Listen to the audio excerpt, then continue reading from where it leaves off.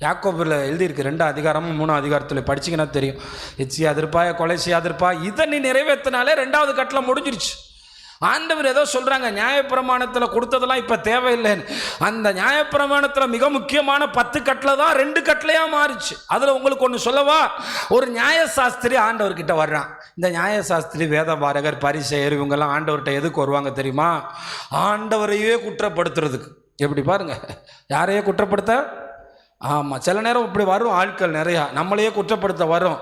ரொம்ப ஜாக்கிரதையா. அதனால தான் சொன்னார், சர்ப்பங்களைப் போல் வினா உள்ளவர்களாக இருங்க, புறாக்களைப் போல் கபடற்றவங்களை. கவனமாக இருக்கணும். எல்லாம் கிடைக்குதுன்னு வாங்கி கல்லாப்பெட்டியில் போட்டோம்னா மாட்டிக்கிறோம். கிடைக்கிறதெல்லாம் வாங்கி போட்டோம்னா அவ்வளோதான். சில இடத்துல நம்ம ரொம்ப ஜாக்கிரதையாக இருக்கணும்.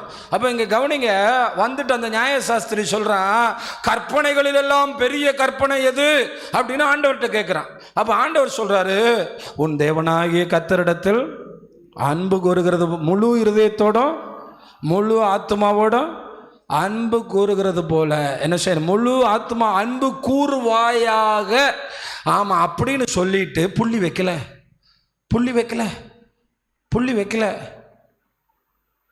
நல்லா கவனிச்சுக்கிறீங்க. ஏன்னா இது ஒன்றை கை கொண்டு பரலோகம் போக முடியாது. ஆமாம், அன்பு கூறுவாயாக என்று அவர் சொல்லிட்டு அதற்கு ஒப்பான இன்னொரு கற்பனை என்னவென்றால், உன்னிடத்தில் அன்பு கூறுவது போல. ஆமாம், சபையே எதுக்கு வச்சிருக்காரு தெரியுமா? பிடிக்காதவனையும் பார்த்து அன்பு கூர்ந்தால் தான் பரலோகம் வர முடியும். நான் சபைக்கு இவெல்லாம் எனக்கு பிடிக்காது, நான் வரமாட்டேன்னா கண்டிப்பாக நீ ஆண்டவர் வரும்போது போக முடியாது. அதனால் எல்லா கூட்டம் மாதிரி வந்து போயிட்டே இருந்தீங்கன்னா, சிலர்லாம் அப்படியே சர்ச்சில் வந்து கண்ணை மூடணும், அப்படியே தூதர்கள் ஏறி இறங்குறத. அது எந்த தூதன்னா எனக்கு தெரியல, ஒளியின் தூதனா இல்லை உண்மையான தூதனா? பக்கத்தில் இருக்கிற ஆளை பார்த்து சிரித்து பேசி அன்பு கூர்ந்து நல்லா இருக்கீங்களான்னு கூட கேட்காதவங்க பரலோகத்தில் இடம் இருக்கான்ங்கிறத கனவுல கூட கண்டுறாதீங்க. உங்கள் சாந்த குணம் எல்லா மனுஷருக்கும். ஆமாம்,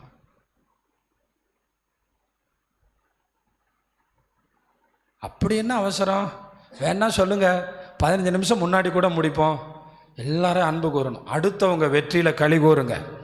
தேவ பிள்ளைகளுடைய வெற்றியில் சந்தோஷப்படுங்க. நிறைய பேர் நினைக்கிறீங்க, நீங்கள் இடம் வாங்கினா, நீங்கள் வீடு கட்டினா நான் தான் முதல்ல சந்தோஷப்படுவேன். ஆனால் தேவ சித்தத்துக்கு உட்பட்டு போகணும். உங்கள் குடும்பத்தை ஆதாயப்படுத்தாமல் நீங்கள் மேலே பறந்தாலும் அதில் என்ன சந்தோஷம்? இயேசுவினுடைய சிலுவையின் இரத்த துளிகளை உணர்ந்து வாழுங்கள். அது ரட்சிப்புக்காக மட்டுமே சிந்தப்பட்டது என்று எண்ணி வாழுங்கள். இவ்வுலகத்தில் என்னை ஐஸ்வர்யவானாக்க, என்னை சுகமாக்குவதற்கு அவர் மேலிருந்தே நிறைய அற்புதங்களை செய்தார், எசேக்கியாவுக்கும் தாவீதுக்கும். ஆனால் என்னை ரட்சிப்பதற்காக இந்த பூமியில் இறைமகன் இயேசு எனக்காக இறங்கி வந்து அவருடைய இரத்தத்தையும் அவருடைய ஜீவனையும் அவருடைய வாழ்வையும் அவருடைய சகலத்தையும் பரலோகத்தையும் பிதாவையும் தூதர்களையும் நன்மையும் விட்டு எனக்காக வந்தார். அட்லீஸ்ட் என் கௌரவத்தை, என் பெருமையை, நான் பெரிய ஆளுங்கிறத விட்டுட்டு நம்ம எல்லாரும் செயல்படணும். நான்கிறது வந்துருச்சுன்னா மன்னிப்பே வராது. நான் பெரிய ஆள்னு வந்துருச்சுன்னா ஊழியமே இல்லை. நான் என்னுடையது என்று நினைத்தாலே நம்ம வாழ முடியாது. அவருடையது அவருக்கானது என்று நினைத்து அவருடைய ராஜ்யத்திற்கு நாம் தகுதி உள்ளவர்களாய் மாற வேண்டும். அப்போ சொல்றார், அதற்கு ஒப்பான கற்பனை. நீதியை படிங்கன்னு சொல்றார். சயின்ஸ் படிங்க, சோசியல் படிங்க, ஹிந்தி படிங்க, தமிழ் படிங்க. ஆனால் ஆண்டவர் சொல்றார், நீதியை படி, நியாயத்தை படி, இரக்கத்தை படி, உண்மையை படி. இதெல்லாம் படிங்க. வராது. சிலர் 5 பைசாவே தேடுவான் பிச்சை கொடுக்கணும் முடிவு பண்ணிட்டா ஒரு டீ வாங்கி கொடுத்துட்டு போங்க. ஆமாம், சிலர்லாம் என்னமோ சொல்லுவாங்கள்ல, சாப்பிட்ட கையில் என்ன விரட்ட மாட்டாங்களா? ஆமாம், செலவு பண்ண கர்த்தர் வானத்தை திறப்பார். அல்லேலூயா. அதுவும் அடுத்தவங்களுக்காக செலவு பண்ணி நமக்கு கொஞ்சம் குறைச்சிக்கிட்டு பாருங்கள், கர்த்தர் நமக்காக பெரியவைகளை செய்ய ஆரம்பிச்சிடுவார். கைகளை தட்டி கர்த்தரை மகிமைப்படுத்துங்க. அல்லேலூயா. கடைசியாக உங்களுக்கு சொல்கிறேன், நம்ம எல்லாருக்கும் தெரிஞ்சது தான். லாசருன்னு ஒருத்தர் இருந்தான், ஐஸ்வர்யவான்னு ஒருத்தர் இருந்தான். யார் பரலோகம் போனால்? இவர் சபையில் பெரிய டீக்கனர். யார்? ஐஸ்வர்யவான். சபையில் மிகப்பெரிய பதவியில் இருந்தார். என்ன ஒன்று, சாப்பிடும்போது கீழே கூட சிந்த மாட்டார். ஏன்னா சிந்திட்டாருன்னா யார் சாப்பிட்ருவா? லாசர் வயிறு நிறைஞ்சிரும்.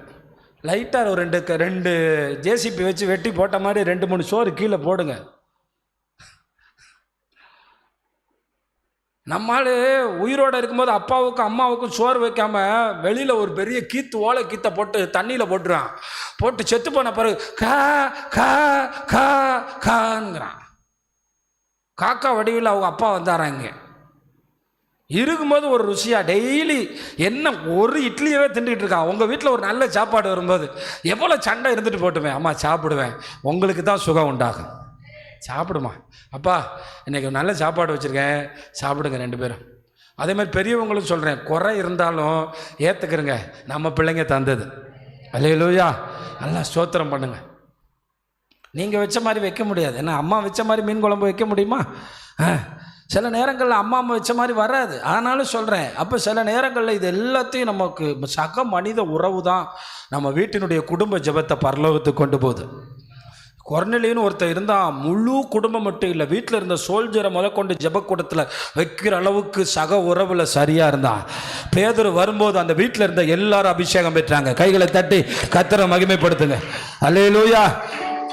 பாருங்க, வேதம் சொல்லுது, இவன் சாப்பாட்டில் கீழே இருந்து ஒரு சோறு விழுகுமா, எடுத்து சாப்பிடலாமான்னு ஆசையாக இருந்தான். இவன் எந்த சர்ச்சில் இருந்தா?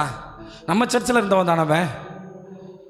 சிலர்லாம் அடுத்த சொந்த சகோதரனுக்கு கூட காசு கொடுக்க மாட்டாங்களா? அவங்களுக்கு கொடுக்கணும், அவங்க பிள்ளைக்கு கொடுக்கணும். நாளைக்கு அவங்க திரும்ப கொடுப்பாங்களா? நீ நல்லா இரு, உன் வாழ்க்கையை நான் நல்லா இருக்கிறேன். யாராவது இருக்காங்களா? ஆனால் கிறிஸ்து உங்களுக்குள்ளே இருந்தா, நான் தான் சொல்லுவேன், சிலர்லாம் காணிக்க கொடுக்காட்டாலும் பரவாயில்ல, அவங்க நல்லா இருக்கிறத பார்க்கணும், அவங்க நல்லா இருக்கிறத பார்க்கணும், அவங்க நல்லா இருக்கிறத பார்க்கணும். சிலர்லாம் அவன் இருக்கிற ஆள் சாகிறதுக்கு கிடப்பான், அவன்கிட்ட இருந்து 500 ரூபா கிடைக்குமான்னு பார்ப்போம். என்ன ஜென்மம்யா? காசு வேணாம்யா, உறவு போதும்யா. சத்தமாக ராமேன்னு சொல்லுங்க. அல்லேலூயா. கடைசியில் என்ன நடந்துச்சு? லாசரு செத்தான், அடக்கம் பண்ணுற கூட ஆள் இல்லை, இழுத்து கொண்டு போய் எவனோ போட்டேன். அடக்க ஆராதனை நடக்கலை. ஆமாம், பரலோகமே சொந்தமே பாட்டெலாம் இல்லை. ஆனால் ஐஸ்வர்யவானுக்கு பெரிய கீபோர்டு கிட்டார்லாம் வச்சு, பரலோகமே என் சொந்தமே. கடைசியில் இவர் போனது பாதாளம், அவர் போனது. ஆமாம், இங்கே நடக்கிற அடக்க ஆராதனைகளின் மேன்மை அல்ல. தேவனுடைய சீஷர்கள் யாருக்குமே அடக்க ஆராதனை நடக்கலை. தலைகள் வெட்டி போடப்பட்டார்கள், தலைகீழாய் சிலுவை அறையப்பட்டார்கள். பரலோகம் எழும்பி நின்று வரவேற்றது. அல்லேலூயா.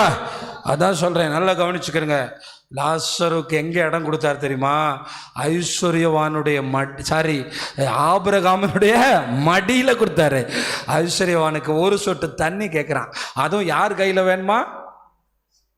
அடா, உங்ககிட்ட எத்தனை பாட்டில் தண்ணி இருந்துச்சு? ஒரு பாட்டில் தண்ணி அவனுக்கு கொடுத்தியா? ஆண்டவர் சொல்கிறார், லாசர் பிஸியாக இருக்கான், இப்போ லாசர்லாம் பார்க்க முடியாது, யாரும் பார்க்க முடியாது. அதனால் இந்த உலகத்தில் நமக்கு கிடைச்ச பொருட்கள், நமக்கு கிடைச்ச நன்மைகளை பகிர்ந்து கொடுப்போம், வாரி வழங்குவோம். ஐஸ்வர்யவான்களுக்கு பவுல் தீமோத்தேயுக்கு எழுதும்போது சொல்கிறார், ஐஸ்வர்யவான்களை நற்கிரிகளை செய்யும்படி கட்டளையிடு. அதனால தான் கேட்கணும், டெய்லி கேட்கணும், பணம் தாங்கப்பா, அள்ளி கொடுக்கணும். அல்லேலூயா. பசியாக எவனை இருக்க விடக்கூடாது. நிறைய பேருக்கு ஆசீர்வாதமாக நான் மாறணும், நிறைய பேரை சந்தோஷப்படுத்தணும்.